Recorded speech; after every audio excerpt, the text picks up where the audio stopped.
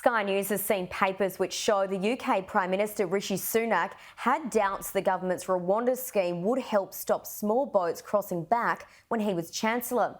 Rob Powell has more from Westminster.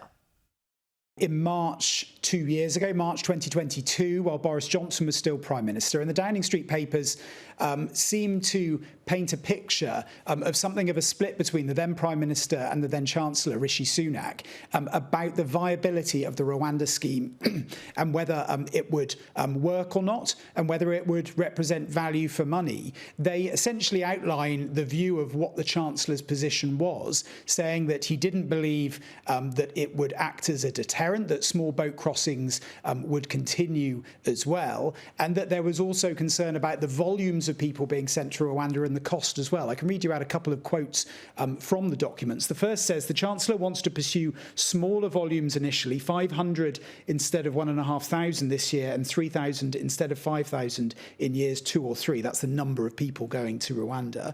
In a separate bit, it says the Chancellor is refusing to fund any non-detained accommodation, for example, Greek-style reception centres, because hotels are cheaper.